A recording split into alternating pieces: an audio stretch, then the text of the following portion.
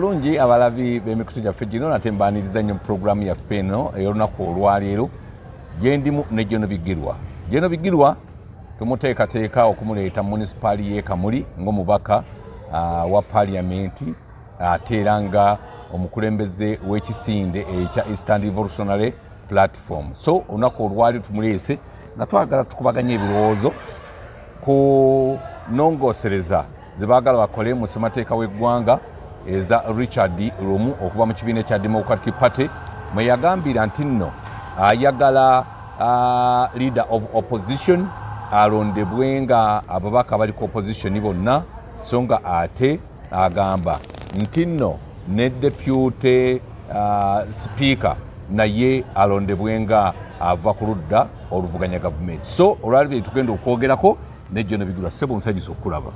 Nange nsanze okusanga bwanakwezi buli lwe tubeera wano abantu tubawa essuubi ly'amaanyi era njagala okwebaza abagoberezi b'omukutu gwaffe guno ab'oludda oluvuganya abali mu gavumenti abeefula bye betakwatako abali ku gurawundi n'abali mu diaspora mwenna mwebale. Amiina. Buli omu bw'oba otufunye bw'oti bw'oba otufunye okitegedde kubanga buli muntu alina entaputa ye ey'ebintu kyova olaba balooya bagenda mu kooti bapateezi nga bagenze mu constitutional court etapute etteeka kitegeeza ki bonna banamateeka nga buli omu abitaputa buwe ne kooti n'etaputa nga naye etapuse byayo bonna banamateeka nenga buli omu abitegedde bubwe kivula abateekawo constitutional court kooti etaputa ki ssemateeka kakati entaputa eba yanjawulo ffe bwe twogera wano bw'oba otufunye bwoti bw'oba otegedde tetulina monopole ku knowledge tutambulirawo awo naye nga mwebale nnyo mwebalire ddala ndeeta okulamusa okuva mu Eastern Uganda naddala mu Busoga mu kisinde kyaffe kya Eastern Revolutionary Platform. Kale bwe tutyo tugenda okutambula wala mbajjukiza nti naba Proma Herbal Research Center wali Emmengo bayambako mu kujjanjaba ekirwadde ekya sukaali ne bw'oba wabotoka ebigere sukaali bamukakkanyiza ddala bulungi nnyo n'oddamu n'otambula bulungi nnyo mu abasajja abatakyalina bwekyusizo mu bisenge byammwe mugende mwekebeze sukaali naye amanyi okubamalamu ak'obuntu. Kale nno mugende ku Proma wali Emmengo abalina alusaazi ennaku zino abaana baffe mu masomero Jono Bigirwa balwadde alusaazi naye Proma ekoze omulimu munene nnyo okubawa eddagala eribayambako ku alusaazi. Mwabali ebweru w'eggwanga waliwo eddagala ery'obuwunga libateeka ku DHL eddagala lyamwe ne lituuka bulungi nnyo. So mugende mu Proma nammwe mwogereko n'aba Proma bajja kubayamba obbajjanjaba mwabalina pressure eya wansi n'eya waggulu mugende babayambeko. Abalwadde ab'ekirwadde ky'empanama abalwadde ab'ensimbu mugende mu Proma. Mmwe abaagala okufuna enzaalo nga homonizi zammwe zeebaka mugende babawe eddagala lisitule homonizi zammwe mufune embuto n'ebirala byonna. Kale nno basangibwa Mmengo nga ku ddwaliro eddene bali ku ssimu noti 7 noti 9 4 7 7 noti 2 noti 7 noti 9 4 7 7 noti 2 beba Proma Herbal Research Center. Honorable Dr. Mukulu Richard Lumu Honorable wa Mityana House ayagala wakolebwewo ennongoosereza mu constitution nga ennongoosereza ezo zigamba nti ekibiina ekiri mu buyinza ekiddiridde ekiwangudde obuyinza kireetenga abantu aba opposition bonna okuva mu bibiina ebyenjawulo babakubeko akalulu balabe ani ayinza okutwala obwa leader of opposition ate ennongoosereza zireme kukomawo wokka wabula ne deputy speaker avenga ku ludda oluvuganya gavumenti. Ensonga batandise dda ozikubaganyako ebirowoozo mu lukiiko olukulu lw'eggwanga konze nange kampiteko ensaawa wange asooka azitapute nga bw'ogambye nti abantu babitegeera mu ngeri yanjawulo osanga wano ate banabitegeera mu ngeri ennungi ennyo. Kakati abatulaba n'abatuwuliriza tufunye obuzibu bw'amaanyi nti ng'oludda oluvuganya tulemeddwa okuwa struggle okugiwa description yentuufu nti tuli mu bwana kyemalira tulemeddwa gitaputa tuli mu bwana kyemalira tuli mu democracy awo tulina okusookerawo okumanya wetugwa era bw'omanya ebyo bikuwa ekyokukola ebiddako byonna tuli mu bwana kyemalira tuli mu democracy ekyo ekintu nammwe mwenna abali eyo mukyebuuze kunze nga bwe ndaba kati ab'opposition tuzanya nga gavumenti ye NRM eyateekawo demokrasiya ow'ekimmemmeta ab'opposition bwe tuzanya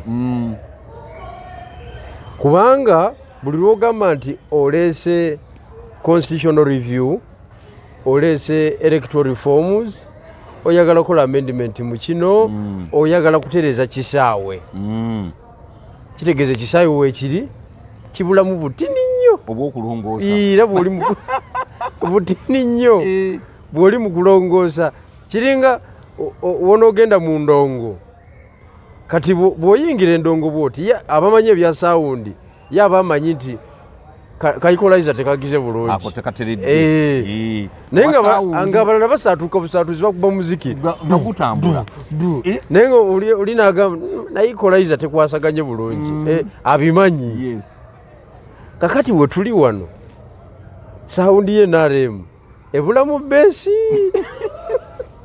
ndi gye mwagala okwongeramu kwegamba amendment ki aboludda oluvuganya gye baleeta ezigenda okuleeta enkyukakyuka mu Uganda ekyamazima enzannya eriwo nabukya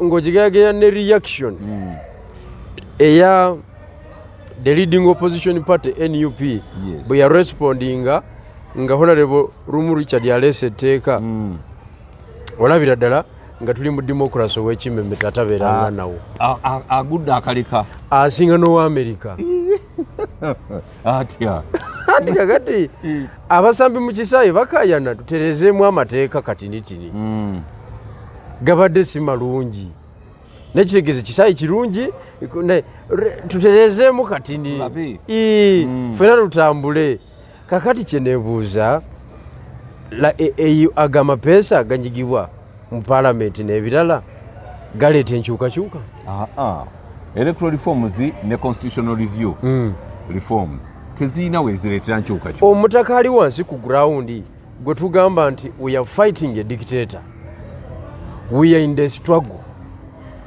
we are tired of dictatorship. Omutaka oyo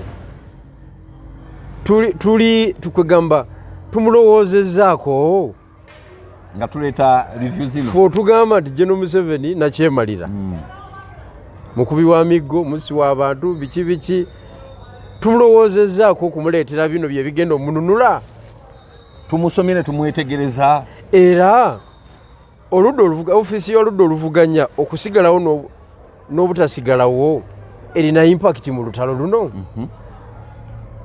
Ebyo byonna bibuuzo ebyetaaga okuddibwamu. Nze nga Bigirwa Moses njagala okumanya, njagala omuntu ajja nkonvisinge naddala ng'abadde mu kisaayi ky'ebyobufuzi nti bukyanga tuteekawo ofiisi ya leader of opposition, bino bye tutuuseeko wammanga. Office ya leader of opposition yateekebwawo mwaka ki? 2005. Okuva edda nedda teyaliiwo? Yaliwo eri emabega. Naye okuva 71 yatataaganyizibwa nga Idi Amin akoze eki? Akutte ekintu. Paka mu 80 ate gyo myaka 10. Kakati 85 neddamu neekola Dr. Semogerere nga yali yagirimu yakulembedde oluluganya. Tomanyi bamukuba akalulu bano bajjajja ne bagafuka tukozese buno obusungu bwono fala. Semogerere agamba ffe tetuyiwa musaayi. DPC ya musaayi. Nasigala e Kampala ku muzindaalo. Bali abaye ne bagala bakubba emundu yaabwe negguka. Kakati okuva 85 ofiisi eyo yaddamu okukola 25 gy'emyaka emirala 20. yamala emyaka 20 nga teriiwo. Katonda wa kati eddamu 25 ng'ebisanja ekkomo ku bisanja livuddeko mu kulongosa mu constitution mu kuleeta ebibiina referendum gye twagendamu eyo ekomyawo ebibiina ekomyawo ne official opposition. kakati netandika mu kiseera ekyo effectively netandika 26 nga tuvudde mu kalulu naye twatandika ne FDC wansi wa Dokita Kizza Besigye nalonda Dokita munne Professor Ogenga Latigo muyivu. Office eyo yasuula FDC single handedly yasuula FDC nesasikamu ebitundu ebyo bisatu. Office eyo tesobola tekwatagana n'abatali mu parliament, tekisoboka. Tekwatagana n'abatali mu parliament tekisoboka. Era nze honorable Lumu wa singa abadde wakuyita kukola consultative meetings nze nampita nze proposal gye mbadde ngenda okumuwa kubanga waludda luvuganya mbadde ngenda mugamba nti office eno tuleete ddala amendment egijjawo eviirewo ddala lwa nsonga terina kibiina kyezimbye eyuza buyuza. Leader of opposition atandikwa okwekengerwa president we ono ali mu kibiina ataafuna mukisa kujja mu kuyingira aba yekengerwa ne batandika okwenyiga amapeesa. Jukira leader of opposition alina omunyu ali mu government ali na budget namba bw'omukwata obubi akuzoganya oluusi n'akufulumya butereevu. kakati president asigala ku headquarter naye abeera n'obusajja bwe obumudyekaddyeka obumufulatalinga agamba omusajja omulaba omusajja teyafunze akuyisaamu amaaso ayagala kuwamba. kati president najjula nga gwe tomanyi ogenda okulaba ogenda okulaba nga atandika okusekeeterera ye kennyini nga atandika okusekeeterera nga ate towedde nga mutandika okubagana. Office eyo eziza olutale mabega ekisooka ebuzaabuza tuli mu democracy tuli mu dictatorship. kasita ebibiina by'opposition okuva ku FDC twakkiriza okutuula mu office eyo emboozi ya Nakyemalira atutamye neekomaawo awo weyakoma 2026 awo weyakoma. Museveni n'aba nga takyalina Kyemalira kasita kubanga ogenda mugamba ki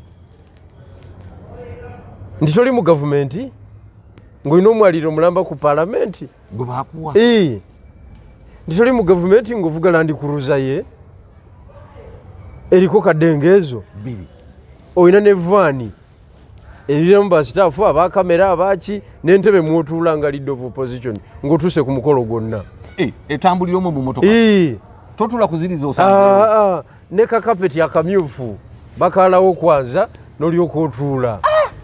Abasajja nga bali mu maddala nnyo kati debate y'obwana Kyemalira bekyayimirira bateyimirira omusajja akukomfort kubanga Nakyemalira tebagabana naye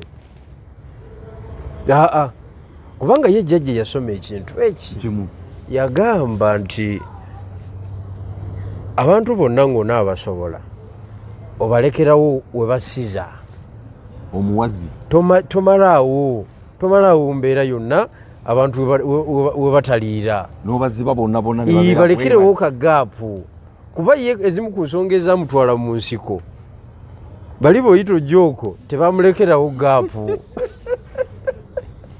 to the extent nti bamutuuza ne mu kitaba ne famire ye. N'agamba ze omusajja yakavuba e Tanzania jjukire bali baakaguka nga Amini baakamuggyako wayiseewo emyaka ebiri fe abasajja abakubye emundu ya Amini ne tumutwala bano abacyoli baneefuulidde naga tekisoboka kino nasolooza banne neekaaba kakati ye kiyabala kyali kimu nti ekisooka cause of action yaliwo kubba kalulu obusungu bwa 66 okutwala kabaka nga kaguddeyo wali bukyaliwo baganda ate olowooza wali wayiseyo emyaka mingi myaka 16 gijali gyakayitawo jjukira kabaka we bamutwala abaganda badda mu kuyimba Mutesa balaba ataliiwo balaba ataliiwo Mutesa balaba ataliiwo bye baddamu ebyo kakati babagezigezi abamanyi ebyokukwata obuyinza bo nga banyiga amapeesa amatuufu bamugira musuna endongo yammwe balaba ataliiwo mulongo we okitegedde kakati kati bwakwata ekintu n'agamba abampinga nina okugulawo ekkubo oluggi bafune we baliira bwavu we bubatawaanya eriddeko tekutula kituufu kakati tugenda okumaliriza nakugamba wano nti tugenda okumaliriza nga jjajja ye champion olw'ensonga tubeera mu meeting ng'abantu ebizibu byanjawulo tuli mu meeting tuze mu lukiiko olwa opposition ekibiina kibayise nze nzijjidde ku bigere okay waliwo ajjidde ku bajaji okiwulidde omulala ajjidde mu mpenkoni teyitamu masasi bullet proof mwajjidde omulala azze kadenge yemuggulira ekkubo mwena muze mu lukiiko olwo bajjajja yeekubye perfume ya dola 10,000 2,000 ze miliyoni 7 n'ekitundu sente ngampitire okitegedde akaviri kali bwe kati akasalira Kenya muzze kuteesa naye Museveni aveeko muyinza okwogera byebimu tekisoboka gwajjidde ku bigere oba serious obusungu bwe nina tebwenkana na bwoli ajjidde mu kadenge emuggula naye jjukira ate n'okunfuga yanfuga yalina control ya speed ey'olutalo olw'okujjako oli ye mukulu naye ng'ebizibu byalina sayiti etambula mpola abazimbi bamusobedde tebakyatambuza bulungi siminti babbye siminti okitegedde ebizibu byalina flight nyingi zalina mwogwo omwezi nina workshop e Namibia bwe nvaayo ngende South Africa bwe nvaayo tugende Germany bwe nvaayo tudde mu diaspora yaffe eye Canada tumalire Boston byebizibu ebimutawaanya ali bize byebyo kakati nze simanyi renti gwe ngenda musasula guno omwezi sente tunazifuna omukyala yagenda sina sente za school fees obwana buno butwazaala mu struggle okitegedde tuli mu lukiiko lwe lumu mutudde muteesa kujjako president tuteesa kukwata gavumenti ebirowoozo tebisobola kuba byebimu kyova olaba okulwanaga olina mu lukiiko tomanyira kyogenda kulya butereevu tebusobola Museveni lwaki yagguka lwa nsonga nti embeera gye yalimu yali yeemu ne byali alwana nabo nekiyonga n'amugaana okulayira eyali ayiseemu yemugamba tugira obudde tetugenda kukola naye naye teyakuba kirayiro okitegedde risiki General Museveni gye yalimu yemu n'essale gye yalimu yemu ne nalweyiso gye yalimu yemu na buli mulwanyi asembayo wansi bano Waswa Juma yemu kakati Waswa Juma w'ennaku zino ye Futu Soja kyoga Futu Soja ali mu risiki yemu ne pulezidenti we ate kisoboka naawe Futu Soja sawa yonna bamulyawo kyovola bajjajja yagguka era abakubanga ali mwene embeera gye tulimu ffe teyaligguse tebakulimba ng'obbo teyamuterawo abakubikiriza ebyo teyaligguse tekisoboka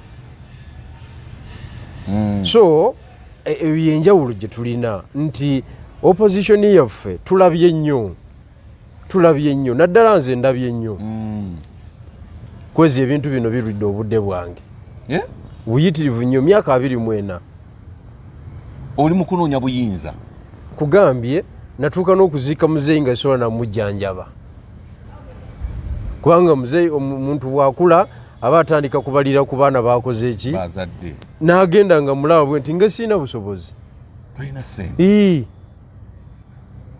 muzeyi n'agenda bw'atyo n'ebirala ebizibu ebirala muliwo nga mulinga embwerwaziza jjukire nze Mutabanya abeera e Kampala asubirwa okubaamu amaanyi agenyawo nga sobola bimala sobola kiriyalinga biiru ate ng'owe Kampala abantu bonna gwe balowooza nti ate nga fedda twamanyanga nti owe Kampala ye kamala byonna sente aba azirina kiringa emu n'agamba tulinda we London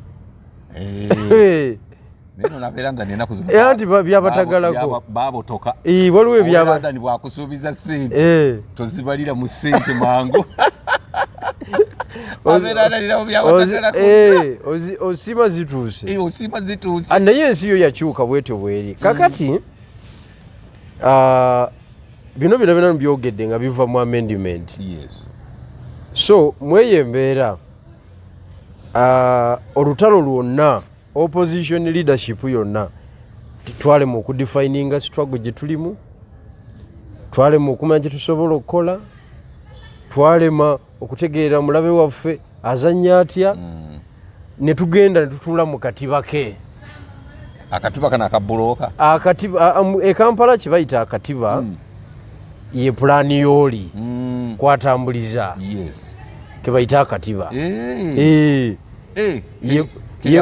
yabaga akatiba ke namanya nti program zirina kutambula bweziti kakati ebintu byonna opposition nabo n'abakolera butereevu era ku budget kwekiri opposition erina budget namba wali ku floor ya parliament era oba oyingirawo bwoti osangawo abasirikale nga 6 awo abasooka okupepeta onaenda wapi ayono appointment oli mukulu ali munda mukulu tomalaga mulumba mukulu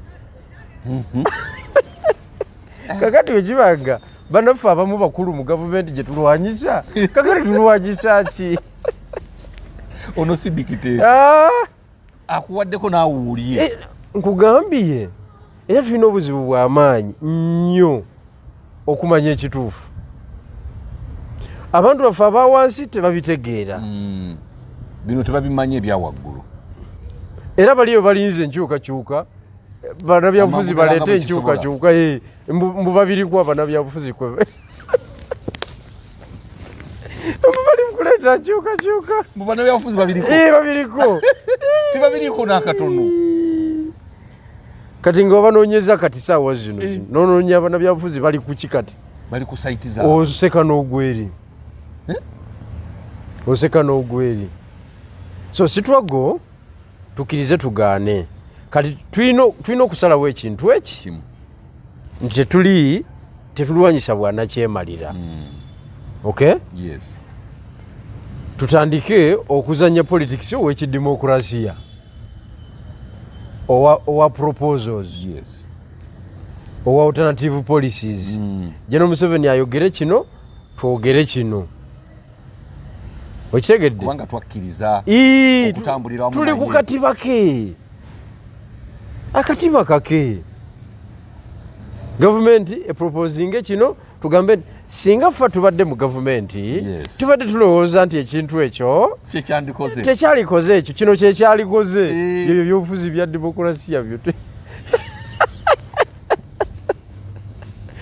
okitegedde bya manifesto zezirwanagana competition of ideas zezirwanagana naye ng'omuntu wange weebukuya yalina nkyukakyuka nkya pulezidenti agenda kuvaako ennaku eri mu Uganda ennaku eri mu Uganda togirabanga kibi nnyo ate nze kinkoze bubi nnyo nti nimaze emyaka 24 nga simanyi nti bannabyabufuzi bali ku byabo nga simanyi kinkoze bubi nnyo bannabyabufuzi wali obateeka eyo time ogimanyi gwe myaka 24 ngimanyi Katonda aba tambeereddemu nnyo nyinza ogiyunga si kyangu okunyanga ofunya amadalaka Katonda alina kunnyamba buyambi goli genuine nenga buli ku nabo bazanya mpiki ndala kubanga tumugusa tutyanga gwe bizibu byo site tetambula omwana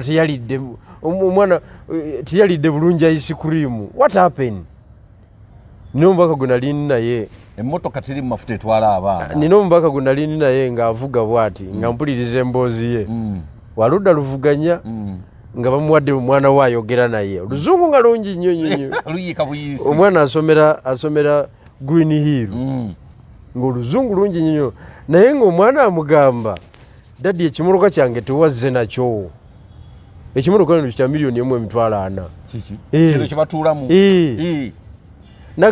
Kati daddi omwana n'agamba kati daddi n'agamba omwana we nti naye be patient ife twabereranga mwegyo emyaka ife tetwabikolanga ebyo twasibanga obumotoka bwagi bwa ggaali nabugamba daddi nze saaliyo eyo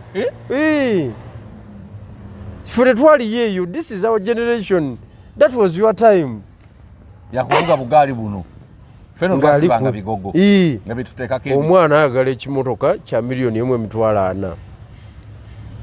Omubaka era yazinoonya n'aziweereza mama we n'akigula. Kati ate nze ne twawukana nga talina wadde olwatano lwakoze ki lwampadde nze omulwanyi. Wawulira otya ku mutima? Andi ekyo kitegeera butegeezi. As a revolutionalist ekyo kitegeera butegeezi n'ogamba naye wawulira otya ku mutima ng'akusiibula? Nanyolwa nnyo era wano weesoose okyogererako. Wanyolwa nanyolwa nnyo okusiibulira awo nga sina wadde olwataano angamba talina ssente naye ng'asindise 1.4 zigula ekimotoka. Kati ffenna tuyinza okuba tuli mu struggle yemu. So nze ebintu ndabye bingi munsonyiwe bannaye, nze ebintu nkoze ki ndabye bingi kati nkole ki? Olina kulwana n'okubuusa bannayuganda. Ndina kutegeeza bannayuganda amawulire amatuufu nti ekyamazima tutuule butuuzi wansi tudraftinge bupya struggle naye neriwo teriiwo. Abantu baatuuka teriiwo kubanga kati eriruddawo omuntu ali Syria. Abantu balwanira bifo. Batandise dde okutimba ebipande. Constituency mugimanyi bulungi nnyo erimu omubaka ow'opposition takola bubi ne mugamba tumugjayo si wa kibiina kyaffe. As if constituency endala zonna ziri empty, I mean zijjudde. Mulwanyisa ono opposition owa NRM ali wali akuba bulati ye taliiko amuvuganya akuba bulati kubanga baagala wana awagonvu awefuula awagonvu. So nno nze nga General Bigirwa Moses neŋŋamba nti nze nja kusigala nga mbuulira bannayuganda ekituufu tulabe engeri gye tusobola okwenunulamu mu mbeera yonna. Era ffe aba Eastern Revolutionary Platform ffe tumaintaininga ekigambo kyaffe, emirimu gyaffe tugenda gikolera Busoga era gye tugikolera. Ng'aba Greater Bunyoro Renaissance League nabo bagambye ejjaba bagenda gikolera Busoga ffe tusoganyaawo era twagala okubategeeza nti ekiseera kijja kutuuka nga territory yaffe nga tekyalinnyamu muntu wa kibiina kirala kyonna kubanga abantu okumanya n'okutegeera kuganye. Tukugambye nyweza Buganda owa Bunyoro tumuge nyweza Bunyoro n'owa Bunyoro naye tannalabika owankole tuge nyweza Nkole owa Bunyoro oba apepeterawa owa Greater Bunyoro Renaissance League naye tannalabika ku ground. Ajja kujja katumulinde katumulinde anti politics ye taliiko ebyo tebamuwakanira either oliriyo oba toli bakulabira ku ground bya action so tujje mulaba. So faba ERP twongera okubiriza bakadde bafa bebiina ebirala nti muve mu kwewuguusa. Bangamba nti Bigirwa wandibadde wafuna dda ssente mbu naye olimu omutima omutiitiizi bwe baŋŋamba ddala kituufu olina omutima omutiitiizi. Ate mutiitiizi gutya? Mutiitiizi gutya? Gwe manyi fight zenkoze? Okoze fight noni naye mbu waaliwo etteretebbwe lya ssente ng'oli balimuwadde ng'enguzi bali wa Haji Sebaggala ya dola obukadde obu agisebagala mungu eteretebwa olinaga nti bigirwa wata sente ezo omanyuka emizimu genda okuli ebibyo n'omugamba buli lwatunulanga ku sente mungu omutima gukutujja lwatunulanga ku sente mungu omutima gukutujja no ekisooka haji mukadde waffe haji alinga naye baali bazimuwadde nga nguzi ekisooka mungu amuwa ekiwumulo ekyemirembe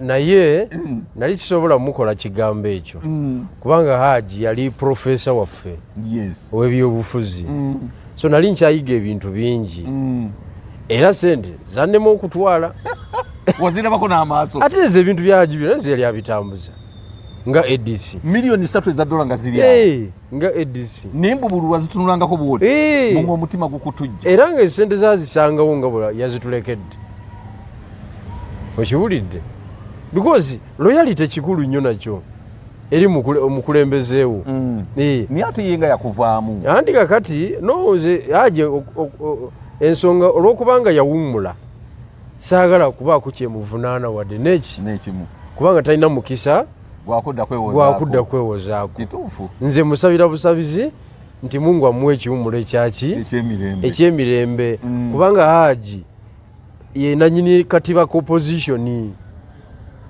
nakati ebigenda mu maaso tuli ku musingi gwe yasima omusingi gw'amaanyi nnyo ne Besigye gwe yasangawo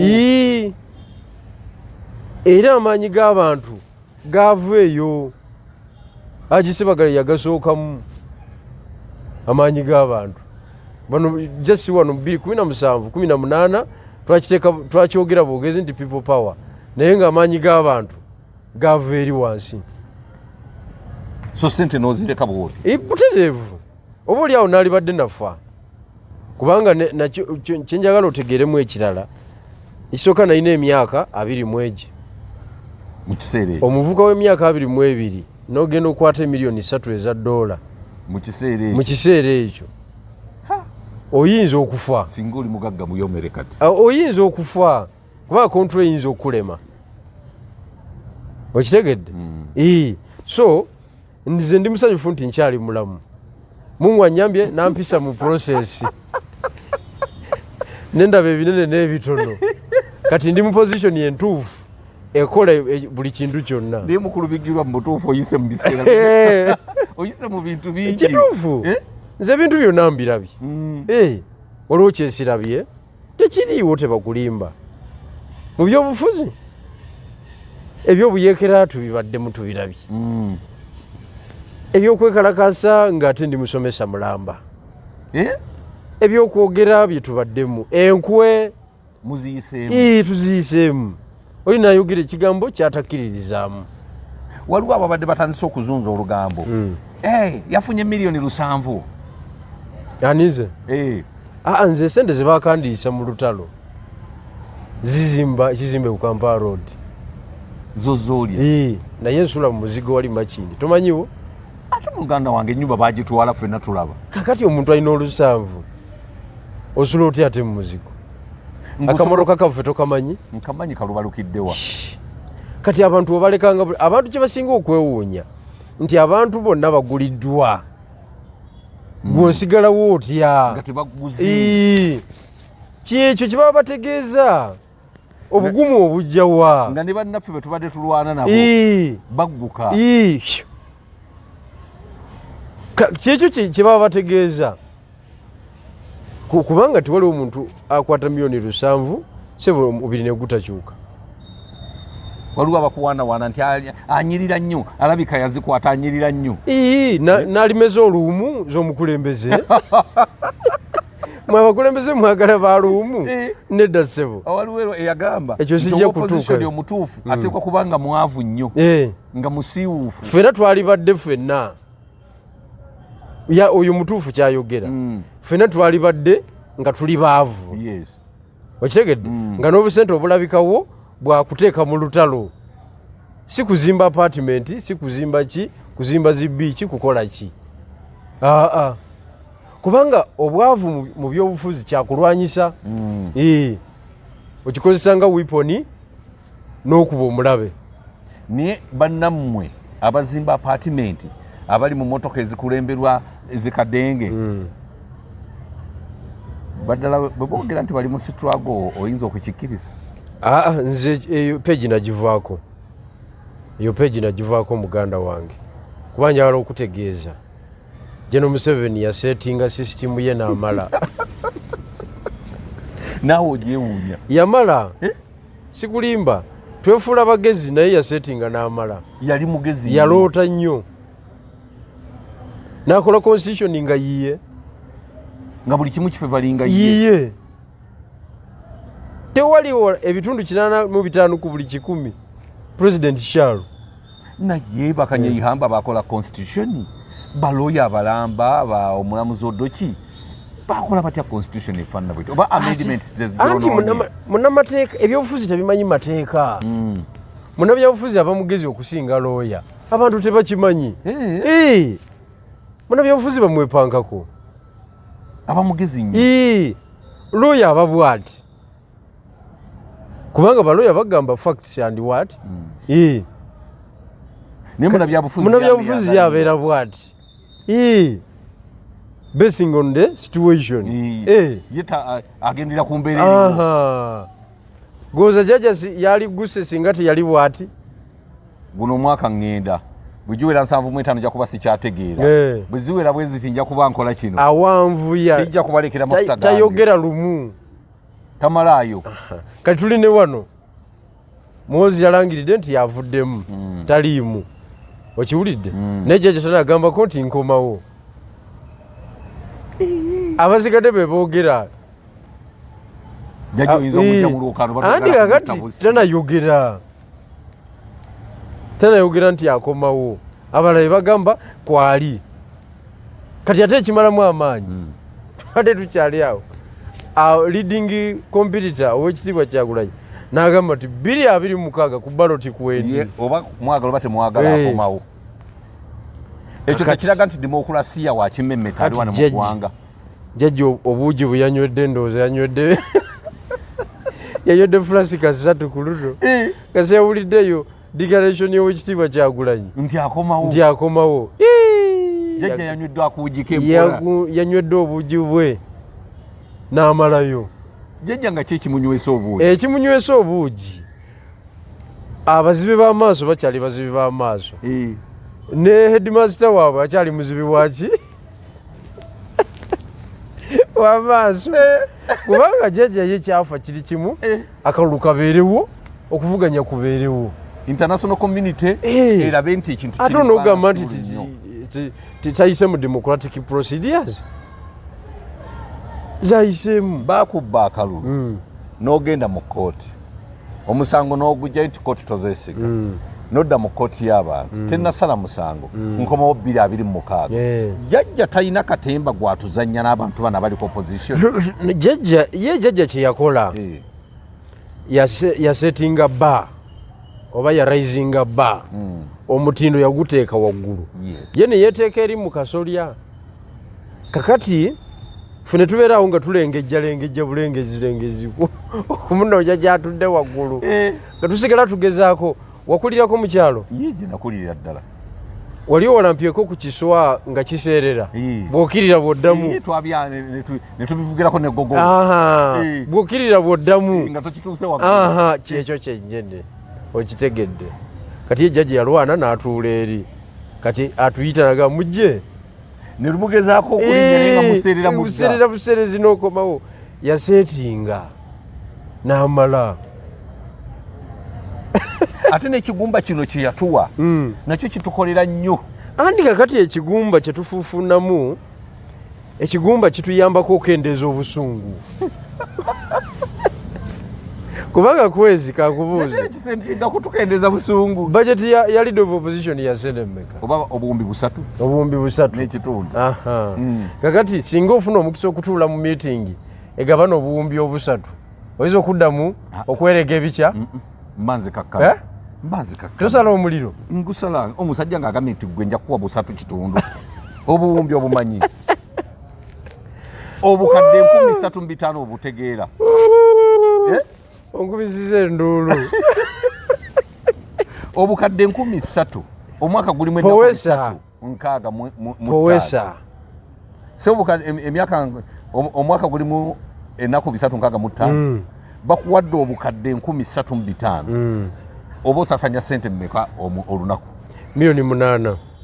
kakati nyinza okwogera nga oŋŋambye nti agwe kwezi buli lunaku ogenda kufuna milioni 8 sisobola naawe nkuba bukubi mu ngalinga nti weebale jjajja kakati kyekyo nno yatuwa ekigumba ekyo yasuulawo ekyo kimukwatira abantu kikwatira obusungu bw'abani abaagala okuwaguza kwekuwa ne buli kibiina sente abakakkanya obusungu kituufu nnyo kubanga kasita ate oba ogenda mukola ki ng'okombyeko ku kamwanyi biliyoni 3 zijja buli myezi 4 kati obwongo bwo obudrowinga n'otandika okulaba nga future gituuseemu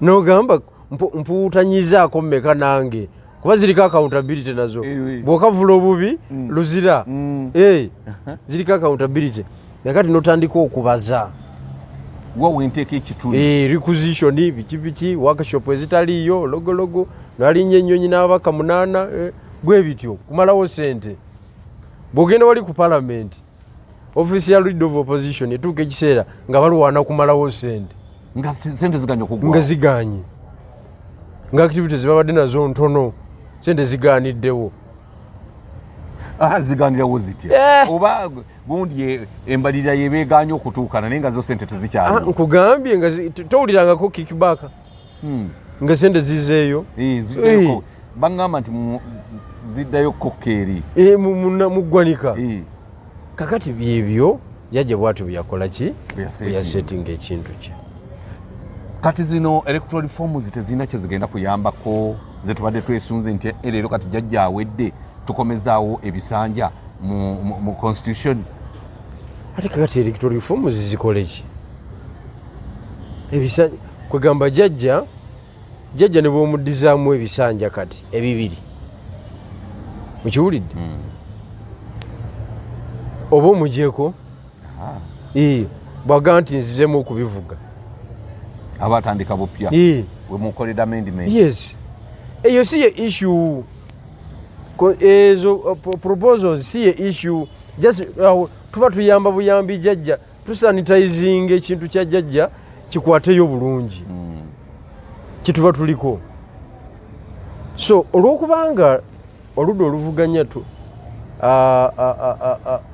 tulemeddwa okudefininga olutalo n'okulutegeera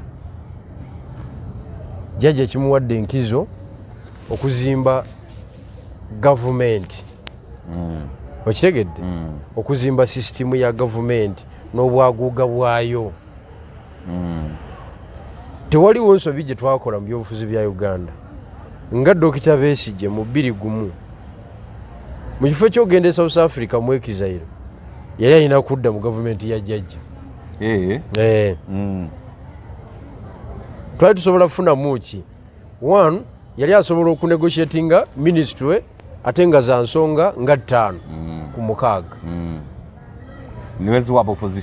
nebaziwa tiimu ya dokita anti bwe bazibawa baggwerayo kyekizibu sooka oleke ate kugwerayo kutya kati tebagenda nsibambi bwe bamusindika Mengo bwe yamusindika teyaggwerayo tebagenda nakati bagenda gwe kwata tiimu yo mu negotiating positions mu negotiating positions olimba temuwadde mwaganya kuzimba gavumenti yekka kati General Museveni obudde bwe tumuwadde gavumenti yagizimba single handedly kyovula buli mukozi wa gavumenti akolera jjajja kusigalawo aleme kufiirwa mulimo tewaliwo mulala yamuleeta jjajja yamuleeta abasirikale bakufiirako abamagye n'abapoliisi n'abaprison nabo tebagala bataataaganya abalamuzi bwe batyo naye musuuze ministry 5 wakiri finance musuuze ministry of state mu defense omusuuze ministry of state mu internal affairs omusuuze ministry of state okay omusabira ko government no jikwata omusabe public service in education abakukiriza jjajja anti kakati kitegeeza oli munafu capacity to negotiate power Dr. Besigye yali agiina okusinga okwata ekkubo ly'emmundu lye baali bakutte gigabane naye sakidati alikurutinga olikurutinga ite obulaba oleeta naye muzeeyi mugezi nnyo kankubuulire asudde opposition ng'ayeyambisa ssente andi kankubuulire muganda wange ekifudde muzeeyi omugezi ennyo kwe kubeera opposition ate nga tuli basiru nnyo n'obwavu okitegedde kubanga ffe esente z'olutalo tetuzikozesa bulungi zaatuwa ng'okimanyi nti General Museveni bwe yagenderera bwe balumbira e Kabamba briefcase ye yalimu esente briefcase ya fande General Museveni yalimu esente era ekyenkya kye baalya the next day nga balumbye ng'olwaleero yakisasula kashi nga tanayiga bino byakubba mmere ebyo byajja luvannyuma ng'olutalo lugaziye kati awo gavumenti nemukolako olulumba nesuula kibomu awo nakituuza olukiiko lw'amawulire n'alangira mutongole gavumenti yalutuuza atya nga tebamulaba ate omuyeekera waaba otuukawo kati kankubuulire kwezi bwe bakugamba nti omuyeekera ali wali omu atya omu baleeta tata nnamba ey'abasirikale aba gavumenti aze kubisa n'omuyeekera ogwo ali awo tuli ali awo tumuzingiza baleeta tata nnamba kati ate okugamba nti abayeekera bali wali emisinde gye mutwala wano giba miyitirivu osaga n'omuyeekera gwe kakati jjajja agenda kukolebwa atya kubanga jjajja alabika nga ekintu akikutte kyonna kyonna n'akizinga nga mmwe temukyalina we musobola kumuyita no jjajja abataka bannayuganda ffe bananyini kintu kino bannayuganda mbasaba muwulirize proposal gye naleeta ye yokka tebakulimba tugende tunyweza ebitundu gye tuva bwe tunanyweza ebitundu gye tuva jjajja tujja mukakkanya si kabe kasinge n'okumutaaguula kubanga ebitundu gye tuva tewali mobilized abantu baddukayo bajja Kampala mufumbira nawulidde nti ajja Kawempe South ebusoga mwamugobyeyo okujja Kawempe South lwaki tagenda ebusoga n'amobilizing ab'ebusoga nupu neyongera negaziwa lwaki ajja wano awagonvu walowooza okuwangula nga si waabeera si ye waabwe kakati ekisooka nze ndi musanyufu kyekisooka okusanyuka kwange kulimu okuyozaayoza muganda wange Alex Waiso Mufumbiro ng'omuyozaayoza mu bulungi mu bulungi okumanya ekituufu era n'akikola kubanga mwagala Waiso yabaafa nga tagezeeko mu palamenti lwaki kubanga ebusoga talina wawangula Waiso Mufumbiro era yabadde mutuufu n'anoonya awali fertile ground nze muyozaayoza ebusoga talina wawangula ebusoga olowooza buli muntu ebusoga asobola omunoonyaamu akalulu busoga obumanyi gwe so nze njagala kumuyozaayo leka njozeeze muganda wange okitegedde oli musajja abadde mugezi nnyo n'abala mangu kubanga ekisooka busoga agenda kubeera covered up by Eastern Revolutionary Platform ekisinde kyange kati ate abadde tenakiyingira kati abadde mutuufu okumanyuka emisinde nga bukyali ajje mu Buganda kubanga wali sirabawo omuntu agenda kugamba mbw ajjira ku nuupu mbwaze kuwangula kalulu simulaba ate bano banswengere kalulu yasimanya ani ate kakati olabye Waiswa yakuba guzima kyaddukayo kati ate onyumye bali omuntu omwogezi w'ekintu w'ekibiina omulamba aliko n'omusaala webale nnyo n'entambula kati ate ng'onyumiza bali banakyalo tosobola Waiswa nze njagala kumuyozaayoza yabaze nnyo naye Kawempe waayitawo ekyo kirala kubanga babadde tagenda kuyita one opposed emunduka evuge naye nga waali oba bamuwa bamuwe oba naye waliwo n'engoma ngime yesimbako embalala ewe ni byanyima ngoma ngime bamuyisa mu Kampala wa nga teyesiikidde kanyeebwa kakati abantu bajja tuuka ku katiba kange akatiba aka regional political empowerment ke katuufu Malende owa Kampala Central bamuleetedde Nassolo abadde mu Rwanda ne Malende naye agende erinnya tebalitegeera bulungi tebalitegeera nnyeko naye bamugambye naawe nnyeko genda ewammwe tosobola kukola wano nga sitoli waawo. Kakati mu revolutionary politics buli wobeera awantu n'ofuna empowerment economic empowerment naye nga siwe ewammwe jawo economic empowerment eyo odde ewammwe okole ki ozimbe okitegeera bw'otakola ekyo oba otulyazaamaanyiza kati nyeeko ekyamazima yeetaaga okudda etororo avuganyize kubanga afunye empowerment afunye ku sente azirina talina gwaziwa kati toyinza kugamba nti ogenda ku maintaininga makindye gikozese nga training ground gy'obaddemu okugenda okapukyalinga awalala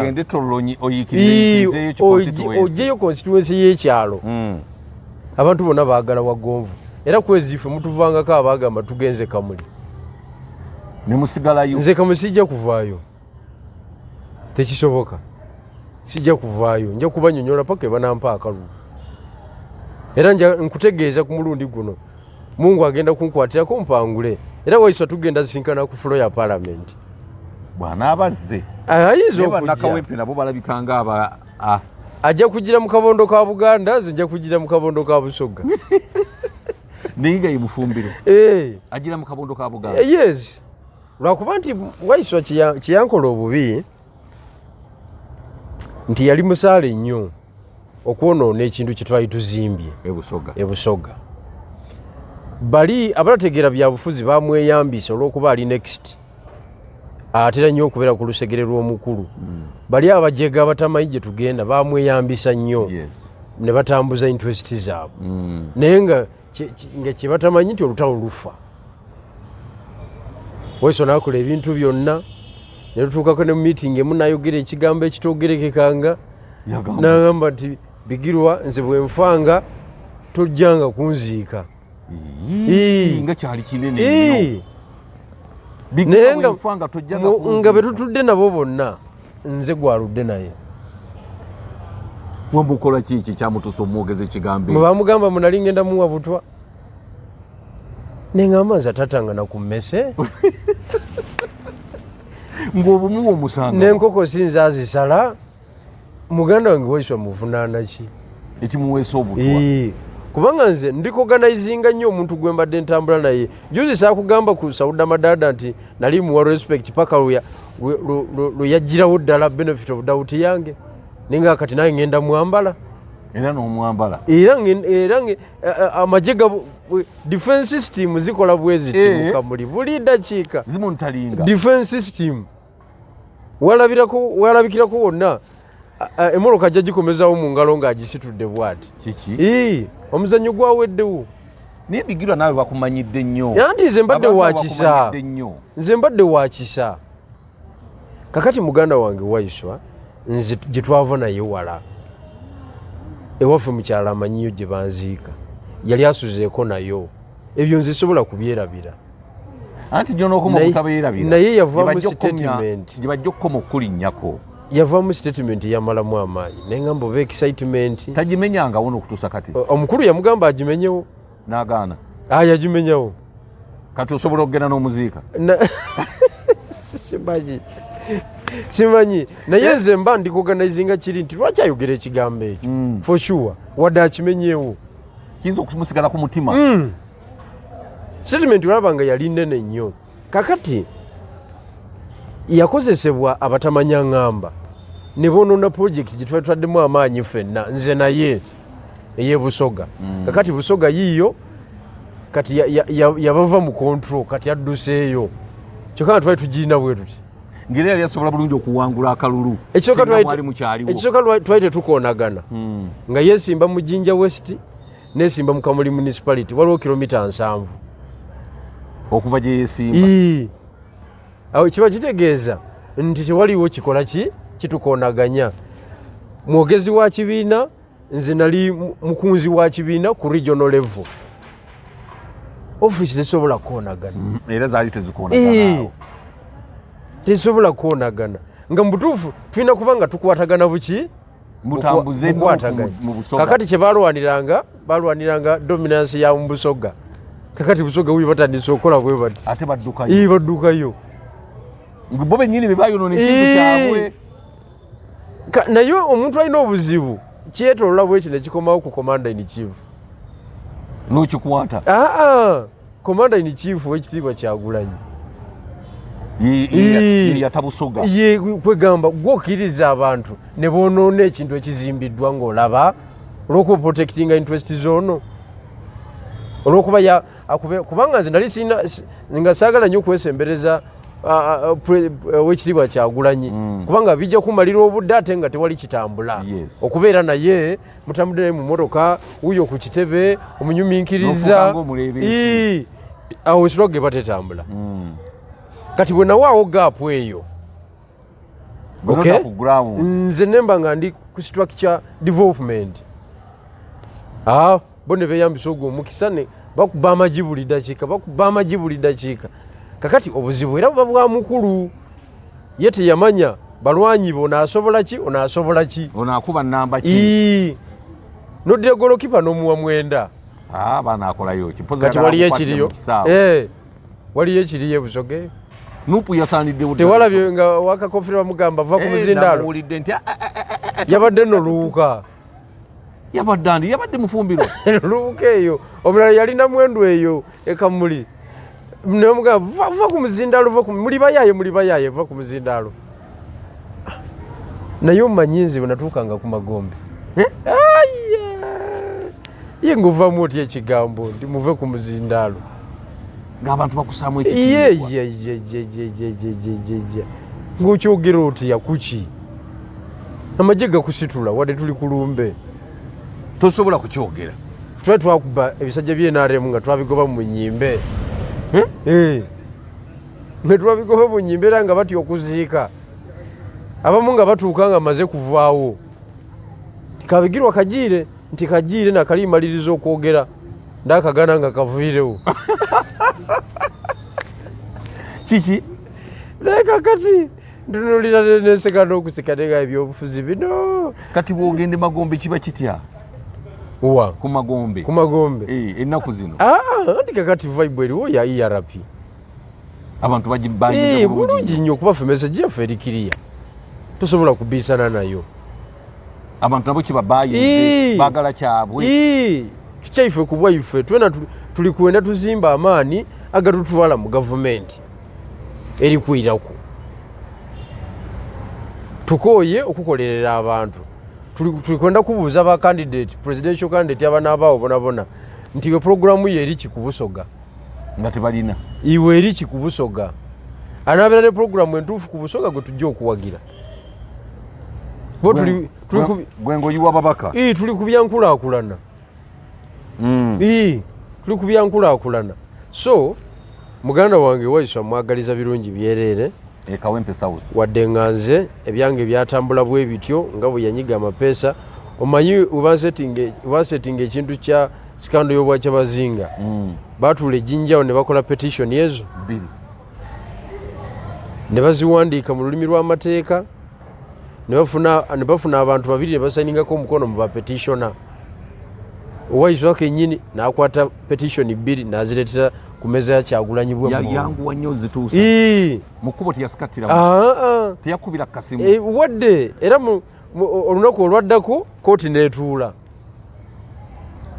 ate ng'eyo si ye speed ya Kyagulanyi mu decision making okumenya naye bye yali ayagala nga tabimanyi yakontributinga mu kwejjako abalwanyi n'atuula n'agutema kwolwo lwennyini nga petition zizze enkeera waliwo nga toliiwo anti nze nazisanga ku mmeeza nga bakuyise ne bansomera petition so owekitiibwa president nze Kamaga Daniel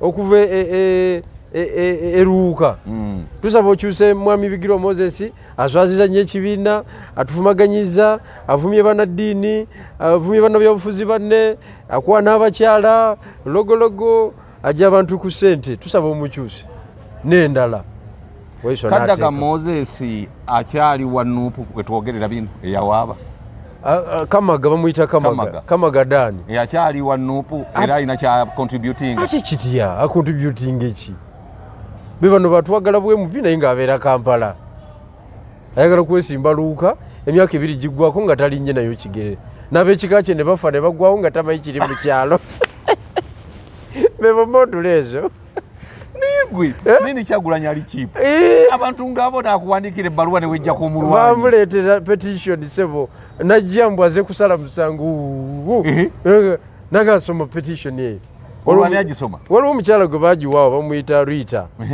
Rita nakayiza yesimba mayugeyo nine bigana na ono third prime minister yamubba Nakadama nasoma oluzungu olulungi ennyo nnyo mbw abakulu bali mukuwuliriza bwe bati tumumaze kumbe beekuba sasi mu kigere balowooza ojja kufuuka mirodaawo embunzi naddamu ebyo ebyekyalo ekito nedda ssebo ffe tuli basajja tufanga basajja katubasuuziza gwoba tolaba mugaso gwange njagenda awalala ngulage okitegedde kubanga ekisaawe ekigazi sigwe wankomeredde sigwe ali mu kisaawe weka njagala osiibule Geno Bigirwa so nsiibula abatakambagamba ekisooka munkubireko 0772 8490 88 ne 704 965 446 mutukubireko tulwanyisiganye ku birowoozo namwe mutubuulire mugamba ki ku nsonga ezo nenze bwenti abeekamuli bubaka ki bw'obawa abantu beekamuli municipality njagala ndikwenda okubeebaza abantu baife ab'okudooni awo ku mafuta gaife abantu baife ab'omu paaka abavuzi ba takisi abo abantu baife ab'omu saaluuni abantu baife ab'omu informal sector yonna yonna mwena mwena mbatumiire obukulembeze bwa ERP mu Kamuli mwena mwena mbatumiire Kamuli municipality mu kalulu akaddako yegenda okukiikirirwa mu Busoga yonna yegenda okukiikirirwa omubaka wa palamenti ali ku mutindo amanyiddwa ali ku mutindo ng'amanyiddwa ensi yonna ng'ate ebintu abimanyi nakwewuunya kumanya ku kisaawe kya Jomo nalisa kunyumiza nankanya eyo kakati tutuuka e Nairobi eyo nga tukomawo twali tuva mu kanyonyi kalike Longo yake yatuwaako ke yali agambye mutuyite wansi nali nze Mase Walukamba Farida n'abatanzi nga tuli bakungu ba kibiina mugenze mu workshop yali agaye tulinye role y'amatooke tutwale e Kenya nenganze sijja birinyayo ne batuwa katikiti kati mukomawo mba nfuna ka boarding pass awo omusajja nantunuulira owa aviation authority e Kenya nagamba is this the man whom it's like I know you cause from where nangamba there's someone whom I always watch on the internet. It might be you. Cause yes, I'm the one. Continue fighting. Kati katika kali ka economy iri eri. Ogende eri mukasase. Kati omusajja laba mpaka boarding pass ngate kantuuza wano. Kumwanjo wano mu babinywera. Kakati omukozi w'oku airport owe Kenya bw'aba amanyi Bigirwa golozo omuntu weka muri municipality lwaki tampe kalugu gwe kavule lwaki ofiirwa omuntu ngo wekavule muleke naawe yatuuka yafuna byali anoonya fe bakyali mu lutalo ffe tukyabiisana kale omulungi omulabi w'emikutu gyaffe bwe tube tutambudde mbadde ne Geno Bigirwa mbagaliza